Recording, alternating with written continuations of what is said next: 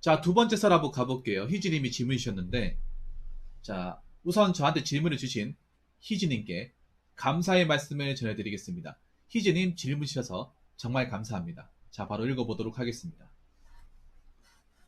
부모님 세대분들은 저 같은 20대 분들 보고 불쌍한 세대라고 얘기를 하던데, 지금 10대 애들도 저희처럼 불쌍한 세대가 될 것 같나요?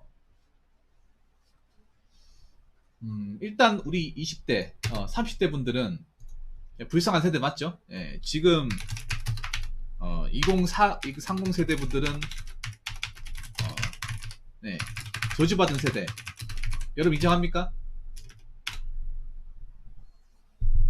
아닌데? 나는 괜찮은데? 나는 잘 먹고 잘 살고 있는데? 누가 저주받았다 그래? 혹시 이렇게 얘기하는 사람 있어요? 여러분들 다 힘들지 않습니까? 보통 제 고민 사연으로는 나이대가 다 이쪽 라인 아니에요? 2030. 제가 제 방송에서 고민 사연으로 다루는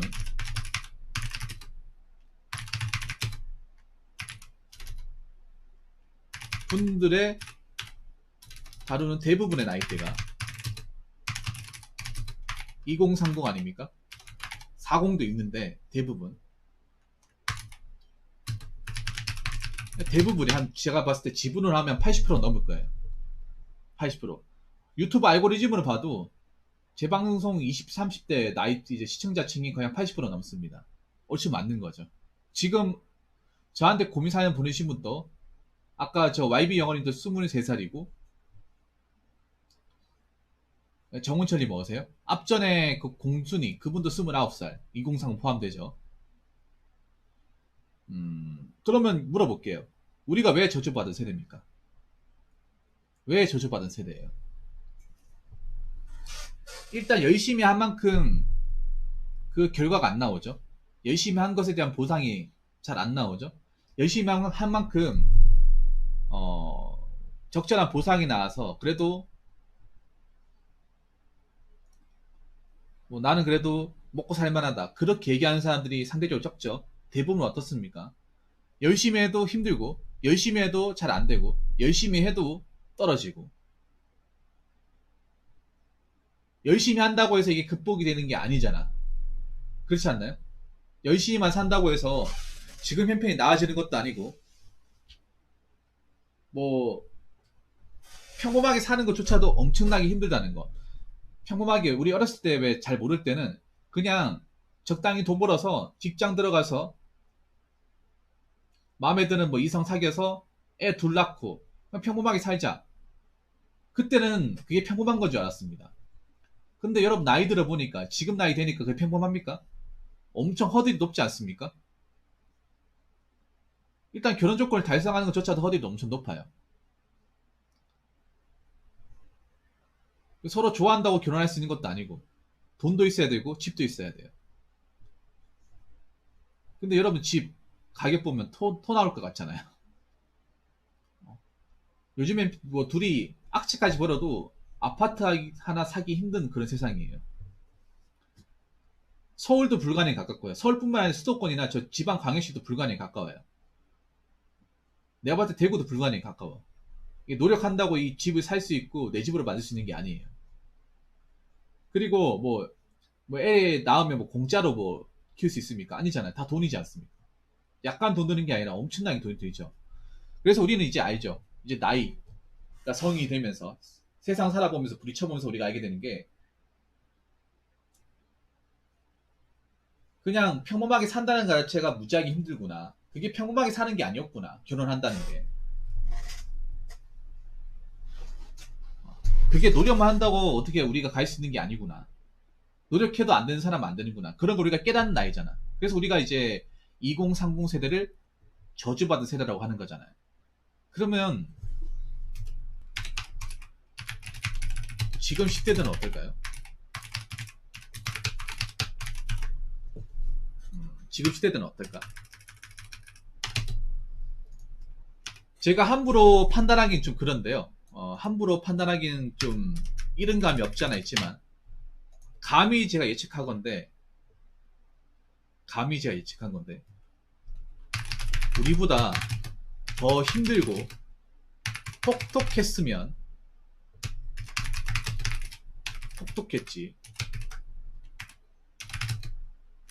덜하지 않을 겁니다. 사실 냉정하게 말하면 우리가 받고 있는 것보다 더 힘들고 더 냉정하고 더 잔인한 이 대한민국 사회를 경험할 수 있습니다. 이미 그렇게 알고 있는 사람들도 계실 거예요. 근데 그렇게 저도 될 거라고 생각을 합니다. 좀 안타까운 얘기지만. 물레면 상인이 뭐세요? 반갑습니다. 일단 지금 10대들이 예를 들어 현재 중3이다. 중3 기준으로 자, 사회에 진출한 나이가 진출하는 시점이 남자 기준으로 한 2032년 빠르면 2032, 한 2033년을 잡으면 되겠네요. 그러니까 지금 중3이면 한 12년 뒤에 이제 대학교 졸업하고 군대 갔다 오고 나오는 시점이잖아요. 12년 뒤.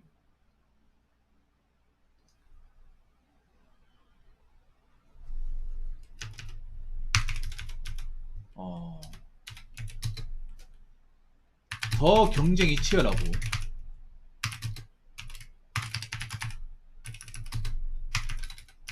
나오고 하는 사람들도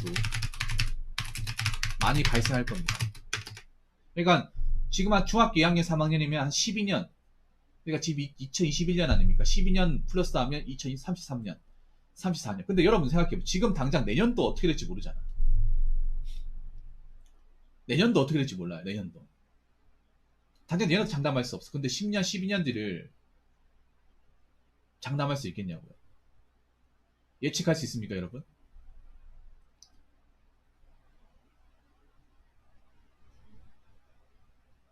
예측이 안 돼요. 예측이 안 되는데 좋을 것 같지 않아요. 절대로. 일단 여러분 생각해 보세요. 제가 여러 가지를 얘기할 것 같아요. 첫 번째는 4차 산업 진입이 4차 산업화가 본격화되어서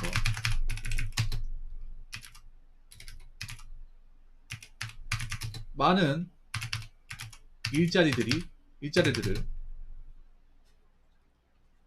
인공지능과 로봇들이 뺏어갈 수 있습니다. 이걸 많은 전문가들이 예상하는 거예요. 물론 12년 뒤에도 이게 본격화 안 될 수 있는데 어느 정도는 내가 봤을 땐 들어온다고 봐야 돼요. 어느 정도. 제가 봤을 때 한 12년 뒤면 저 자동차 있죠. 자동차 쪽에 그 완성차 있죠. 현차 같은 경우에는 아마 로봇으로 아예 다 도배가 될 거예요. 사람이 안 들어가도 되는. 이미 노조 측에서 합의했습니다. 그래서 현차 같은 경우에는 앞으로 신입을 안 뽑을 거예요. 신입을 뽑는 일은 없을 겁니다. 현차는 못 들어갈 겁니다. 이 뉴스에도 나왔습니다. 이게 제가 얘기하는 게. 그 현차 회장님이 누군지 모르겠는데 정의선인가? 그분께서 10년 안에 모든 라인을 로봇으로 바꿔버린다고 그렇게 얘기했으면 노조 측에서도 이거 합의한 거예요. 그러니까 지금 있는 직원들은 안 잘리고 계속 정년 채울 겁니다. 근데 뭐가 문제냐 하면 앞으로 새로운 인원들을 뽑지 않는다는 거죠. 앞으로 이제 현차는 이제 들어가는 이 길이 막힌 겁니다. 생산직으로.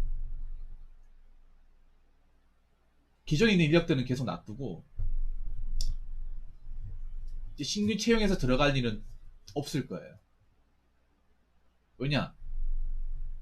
보통 생산직에서 보통 사람을 꾸준하게 뽑아야 되는 게 뭐 일을 그만두는 걸로 사람 뽑는 게 아니라 보통 정년퇴직하는 사람도 있을 거 아닙니까? 정년퇴직하고 그러면 그 사람 빈자리를 신규 채용하는데 정년퇴직하고 나면 그 빈자리를 기계가 채운다는 거예요.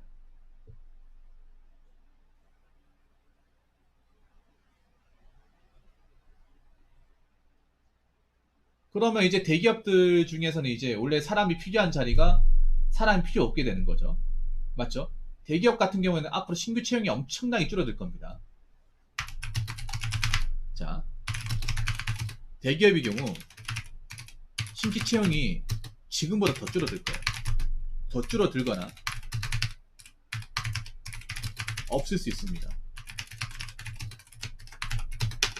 지금이 그렇게 되잖아요. 지금 이미 대기업에서 그 전기 공채를 없애버렸잖아요. 대놓고 SK하고 현대는 없애버린다 얘기했잖아요. 삼성만 지금 남겨놓은 상황이고, 삼성도 내가 봤을 때 10년, 12년 뒤에는 저 전기 공채가 없어질 수 있습니다. 삼성 고시라고 하잖아요, 소위 말해. 지금 들어가는 사람도 뭐 대량 뽑겠다고 하는데 10년 뒤에도 과연 삼성전자에서 대량을 뽑을까요? 지금 반도체에서 그래도 사람 좀 뽑잖아요. 근데 10년 뒤에도 과연 뽑을 거냐 말이죠. 10년 뒤에도 똑같이 꾸준하게 뽑을까요? 이 반도체라는 게 좀 무조건 흥행하는 게 아닙니다. 이 사이클이 정해져 있습니다. 사이클이. 지금 굉장히 사이클이 최고조 올라가는데 이게 분명히 떨어진 시기가 올 겁니다. 무조건 이게 10년, 20년 농론하는 게 아니에요. 자동차 같은 게 꾸준하잖아, 이게. 어느 정도 이제 선이 있는데, 반도체 같은 게 쭉 치고 올랐다가 이제 롤코처럼 내려오는 순간도 있을 거예요. 지금은 쭉 올라가는 시점이죠. 고공으로.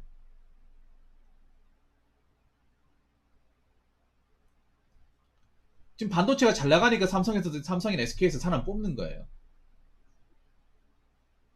지금 다른 데는 죽 쓰고 있는데 반도체는 그래도 뭐 순이익 많이 나오고 직원은 성과급도 많이 가져가잖아요. 잘 되는 시점이니까. 근데 이게 언제까지 잘 되겠냐고. 10년 뒤에도 또 잘 된다는 보장이 있습니까? 그건 장담할 수 없다는 거죠. 지금 반도체가 모든 기계에 필요하니까 반도체 다 들어가는데 나중에 시간이 지나면 반도체를 대체하는 뭔가도 또 나오겠죠.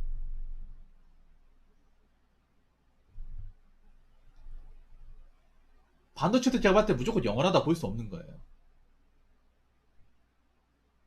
반도체보다 더 성능이 좋고 가성비가 뛰어난 뭐 대체물이 또 나오겠죠. 근데 현재까지는 반도체 대체할 게 없으니까 반도체가 넘버원이잖아.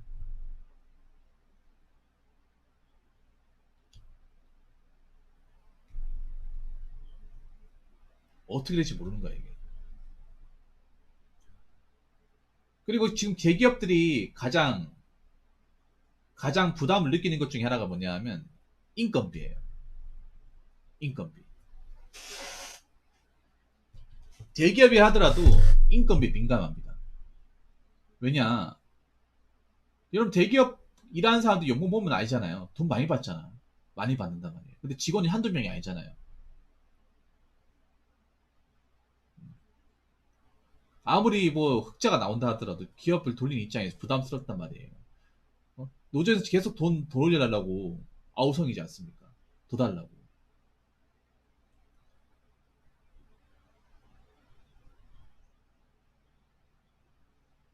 그래서 뭐 공장 이전한다는 말도 나오고요.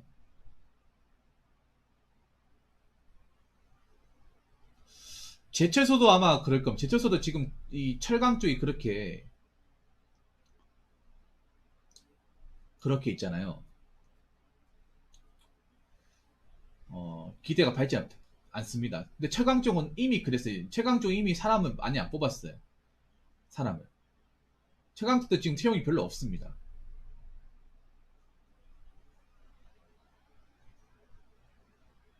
현철 같은 경우에는 지금 채용이 없잖아요. 최근에. 포스코도 드무드무 뽑고요. 지금 인건비 계속 올라가잖아요. 계속 올라갑니다.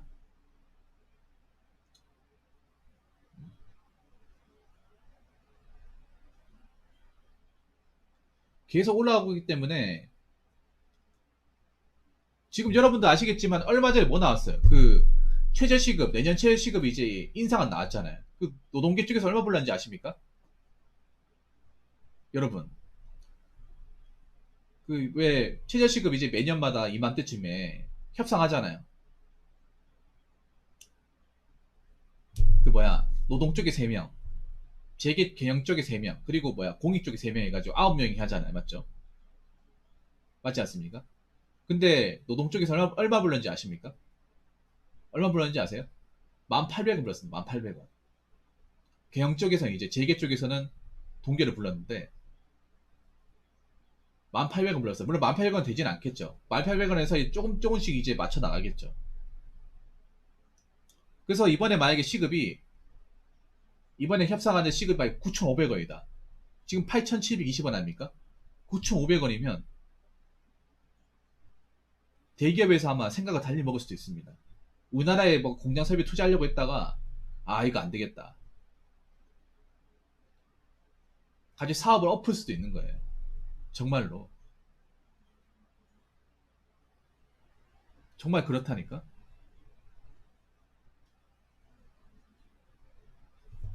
그리고 세 번째는 뭐냐 하면, 뭐, 알바 자리도 무이나 언택트 사회가 도입되면서 자리가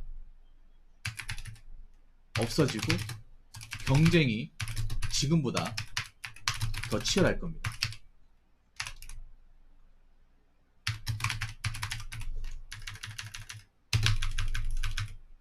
이 왜 그런가 하면, 여러분들 이제 이게 지금 메로나 때문에 언택트 사이가 왔다고 하는데, 아마 언택트 사이가 장기화될 가능성이 큽니다. 메로나가 종식이 돼도 언택트는 계속 될 거예요.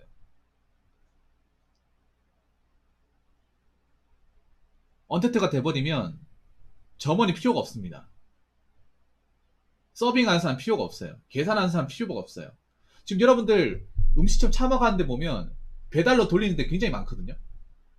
홀 장사하는 사람 데가 거의 없어요. 유튜브에 그 자영업 촬영하시는 분들 보면 홀 장사하시는 분 한 명이 없습니다. 한 명도.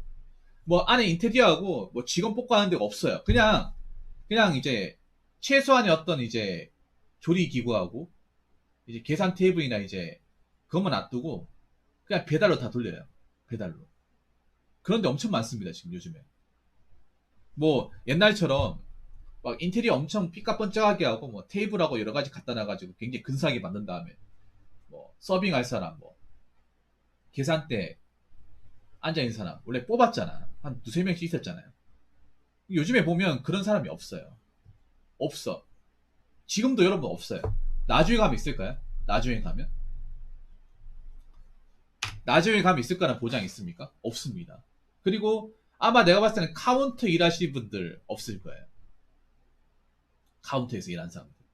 이제 카운터에서 돈 계산하고 얼마입니다 얘기하는 사람 없을 거야. 제가 전에 얘기했잖아요. 4차 산업이 들어오면 어떤 현상이 벌어지냐 하면 현금을 안 두고 다닐 거예요. 앞으로 현금을 전혀 안 두고 다니는 세상이 올 거예요. 이미 동전 안 쓰잖아요. 동전 쓸 일이 없잖아요. 그럼 내가 봤을 때 지폐도 안 쓸 겁니다. 지폐 없이 그냥 스마트폰 하나만 가지고 계산이 가능하고, 지금도 그렇잖아요. 지금도 이미 삼성페이 들어왔잖아. 삼성페이, 카카오페이 있다 보니 스마트폰에 이거 어플 깔고 여러분 카드 어플도 있잖아요.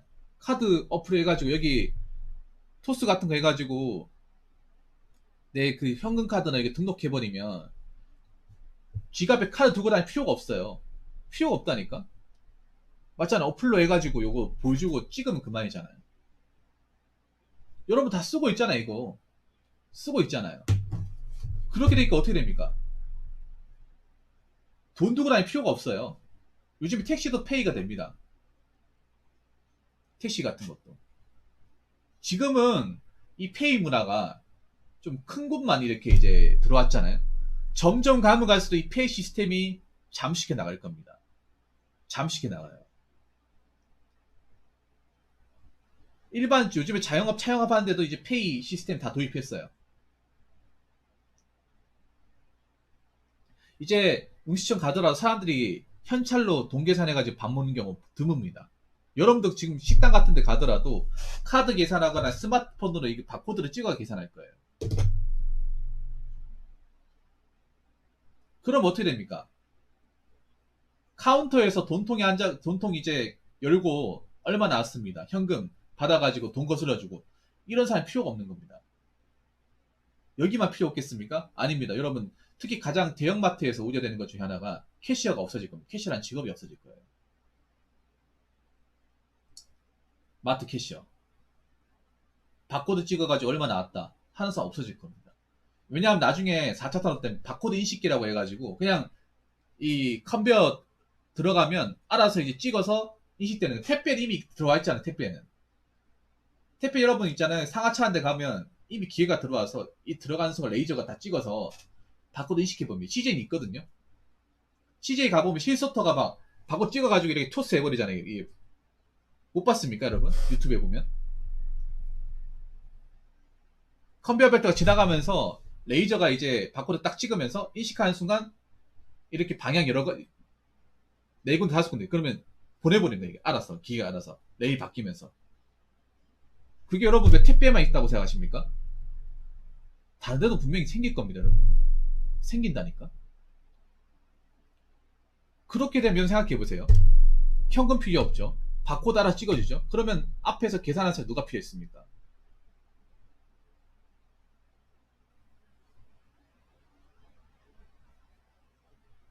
그러면 서비스 업종에서는 사람이 있을 필요가 없는 거예요. 서비스 이쪽에는. 그래서 제가 우려했던 것 중에 하나가 여자분들이 일자리가 많이 없어질 가능성이 크다는 거예요. 이게 안타까운 얘기지만. 내가 그냥 전혀 근거 없는 얘기를 하는 게 아니라는 거죠. 여자분들 대부분 일하고 있는 쪽이 사무실과 서비스직입니다. 근데 여자분들이 서비스직에서 일하는 것 중에 대부분이 뭐냐면 이 캐시하고 이 계산하는 거하고 서빙입니다. 근데 지금 이 메로나 때문에 언택트 사회가 되면서 많은 분들이 일자리 잃었잖아요. 일자리 엄청 잃었지 않습니까? 그래서 브이로그 찍는 사람도 많잖아요. 근데 이게 잠깐으로 끝날 게 아니라는 거지. 나중에 10년 뒤가 돼버리면 10대들이 사회에 나와버리면 더 심해진다는 거죠. 아예 이런 일자리 자체를 구경할 수가 없는 거예요. 뭐 계산대 앉아 계산하는 거하고 서빙하는 거. 아예 이 친구들이 이제 성인 나와가지고 이 친구들이 대학생 때 알바 하려고 해도 자리가 없을 거야 아마. 자리가 없다니까요. 그러니까 우리 시대 때만 이제 이런 일을 하고 지금 시대들은 아예 이 자체를 구경도 못할 거예요. 뭔지도 모를 거예요. 지금 시대들은 생각해보세요. 지금 시대들은 PC방 가더라도 키오스크로 계산하는 게 또 익숙할 수 있어요. 그래서 카운터 앉은 사람 누군지 모르는 사람들도 많을 거예요. 그러면 저 친구들은 뭐 캐시어 서빙하는 사람 존재를 모를 겁니다. 지금 시대들 중에 몇몇 사람들은.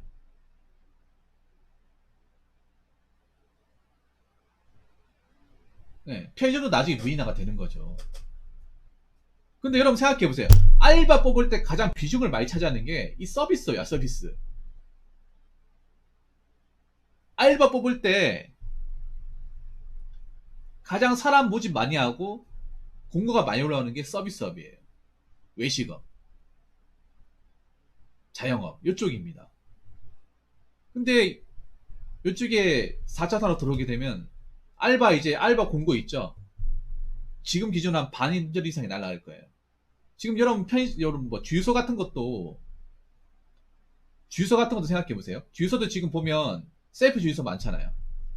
셀프 주유소. 제가 한 번씩 지나다 본 주유소 한번 보거든요. 저도 주유소 일해봤던 사람이에요. 옛날에 제가 주유소 일할 때 3명 있었어요. 3명. 한 명이 세차 보고 2명이 이제 주유기 3대씩 보고 그랬거든요. 근데 지금 가보면 이제 주유소 일하는 사람 한 명밖에 없어요. 주유소 가보면 반은 셰프고 반은 이제 사람이 주유해주고 그래. 아니면 셀프 주유소 다 돌리고 주유기는 이제 셀프 주유소 해가지고 사람 직접 이제 주유하고 세차기만 이제 한 명 붙어가지고 일 시킨다거나. 지금 인력이 엄청 많이 줄었습니다. 여러분 한번 기름 주유할 때 한번 보세요. 주유원이 몇 명 있는지. 옛날엔 그래도 2명, 3명씩 일했다니까 주유소에.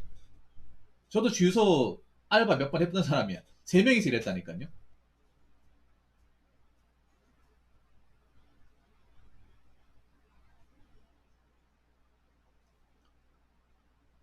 나중에는 아예 사람 한 명도 없겠죠. 사람 한 명도 없겠지. 그런 세상이 온다는 거죠. 10대들한테는. 그 네 번째. 참, 이거 안 좋은 얘기밖에 할 수밖에 없는, 특히 가장 중요한 거.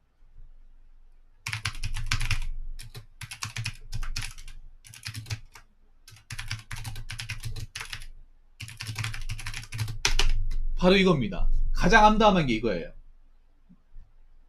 지금 많이 뽑잖아요.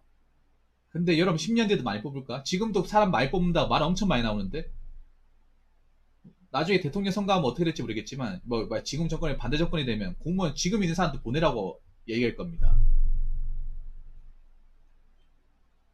뭐 경찰 소방 꾸준하게 뽑을 수 있는데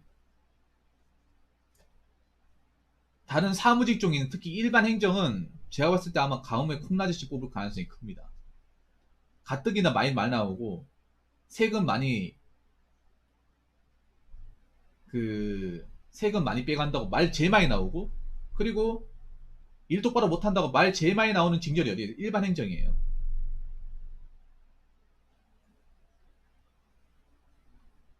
공무원도 4차 산업이 시스템에 영향을 받을 겁니다. 받을 거라는 거죠.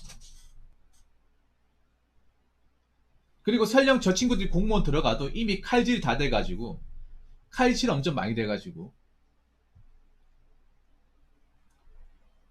뭐 공무원 연금 구경도 못하겠고 그 소급 기여금은 더 많이 될 수도 있습니다. 그리고 그 앞전에 선배들이 받았던 수당 못 받을 수도 있어요. 뭐 초과 수당 이런 거 못 받을 수도 있고 뭐 당직 수당도 한 2만원 3만원 깎여가지고 받고 뭐 식대비도 한 15만원 나오던 게 한 7만원 밖에 안 나올 수도 있고요. 거기다가 제가 저번에 얘기했던 직무급제 도입, 직무급제도 도입될 수 있는 거예요. 직무급제. 그러면 공무원의 가장 큰 메리트라고 여기던 호봉제라는 게 없어지는 거예요. 직무급제가 들어오면 공무원들도 이제 능력사회가 되는 거예요. 능력사회. 실력이 없으면 처음 들어올 때나 10년 전이나 똑같은 거야. 공무원이 가장 좋은 게 뭐예요? 실력 없고 능력 없어도 사고 안 치면 호봉 따박따박 붙으니까 그거 믿고 일하잖아. 맞죠? 그거 믿고. 근데 직무급제가 들어오면 진급 못하면 당장 들어온 신입이나 들어온 지 10년 된 사람이나 똑같은 직급이면 급여 차이가 없는 거예요. 거의 없는 거예요. 그렇게 가면 이 공무원 세계에 굉장한 파란이 일어나는 거죠. 그거 하나 믿고 들어온 사람도 엄청 많잖아요. 그 호봉제 하나 믿고. 사실 연금보다 더 이제 공무원의 가장 큰 메리트가 이제 호봉제 아닙니까? 호봉제. 처음에 월급이 작아도 나중에 나이 들면 돈 많이 가져가는 시스템이 호봉제인데 그걸 없애버리면 그냥 이제 그거죠. 팔다리 다 짜드는 거죠, 공무원들. 그냥 말 그대로 그냥 철밥통이죠. 깡통 철밥통. 그래서 그거 두려워하는 사람들이 많습니다. 현직 있는 사람들 중에.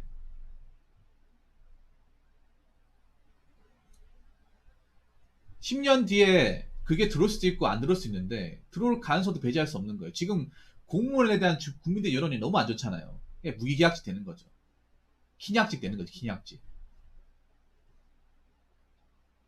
지금 공무원 많이 뽑았는데 오히려 사람들 불만 더 많이 높아지고 있잖아요. 여러분들 길 가면 여러분들도 다 들으셨겠지만 공무원 욕하는 사람도 엄청 많아요. 대놓고 욕합니다. 네이버만 봐봐. 네이버 공무원 뭐 관련 얘기 나오면 다 욕해 공무원들. 하나같이 어떤 얘기 하냐. 아니 공무원들 맨날 주호일에 맨날 커피나 마시고 신문이나 보면서 땡가면 퇴근하는 직업 아니야? 하는 것도 쥐뿔 없고 많이 뽑으면 누구 좋은 거야? 세금은 많이 걷어가고. 내가 가니까 굉장히 안 이곱게 얘기하면서 자기들이 뭔가 된 것 마냥 그렇게 막 서비스 개판 5분 전화하고 다 공무원들 욕합니다. 공무원 칭찬한 글을 찾아볼 수가 없어. 물론 공무원들 힘든 것도 알고 있고 어려운 것도 알고 있고 지금 들어온 사람들 굉장히 고생 많이 하는 것도 알고 있는데 사람들이 그런 부분에 대해서 이제 관심을 기울이지 않는 거죠. 경찰 같은 경우 여경 많이 뽑아도 영 엄청 많이 먹잖아요. 근데 웃기기 뭔지 아십니까? 여자분도 여경을 별로 안 좋아해. 그거 아세요? 여자분들도 여경을 안 좋아해요. 예. 내가 뭐 어디 이제 낯선 사람이 쫓아가 신고했는데 거기는 강한 거를 생각해 보세요. 누가 낯선 사람인데 뒤를 쫓아가가지고 무서워가지고 신고를 했어요. 신고해가지고 왔는데 여경 둘이 왔어요. 그럼 어떡할 거예요?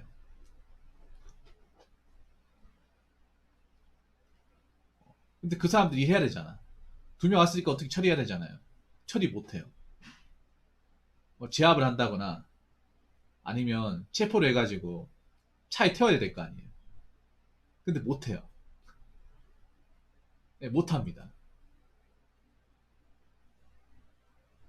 이게 현실화 되는 거예요. 강한 권리. 지금 여경을 많이 뽑았어요. 엄청 많이 뽑았어요. 근데 그 사람들이 일단 사무실 못 들어가거든요. 그럼 어떻게 되냐? 이제 현장 지구대나 파출소에 이제 배치가 된단 말이에요. 그러면 무조건 출근하면 2명 중에 1명이 여경인 시스템으로 돌아가는 거예요. 네. 아니면 둘 다 여경인 사태도 이제 들어올 수 있는 거예요. 아, 정말로 그렇게 될 수 있는 거예요. 뭐 그분들도 열심히 하고 싶겠지만, 근데 시민들이 받아들이는 입장은 또 다르잖아. 시민들이 받아들이는 입장은. 왜냐, 시민들이 받아들이는 거는 아무래도 바로바로 제압하고, 좀, 이 위험한 상황을 어떻게든 좀 벗어나게끔 해야 되는데, 그걸 못하잖아, 그거를. 못하고 실수하고. 그런 모습 자주 보여줘봐요. 누가 좋아하겠냐, 경찰을. 지금 경찰 이미지가 완전 바닥이지 않습니까? 바닥이지 않습니까?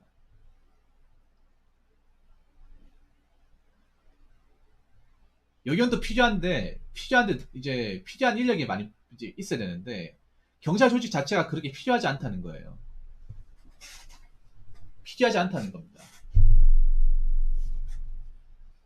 뭐 아무튼 이건 나중에 얘기하기로 하고 제가 봤을 때 10대들이 헤쳐나가야 될 게 많습니다.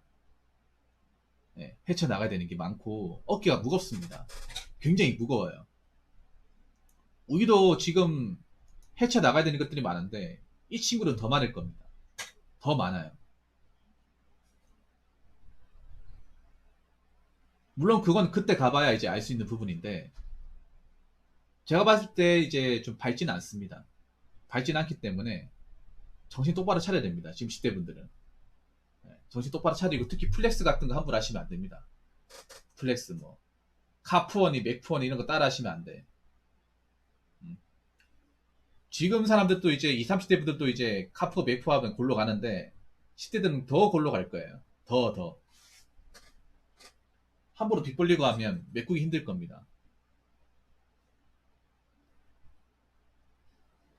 아무튼 20대 30대든 10대 친구들이든 정신 똑바로 차리고 살아야 됩니다. 자, 희즈님 오늘 이런 질문 주셔가지고 네, 정말 감사합니다. 자, 이상으로 두 번째 썰 마치도록 하겠습니다.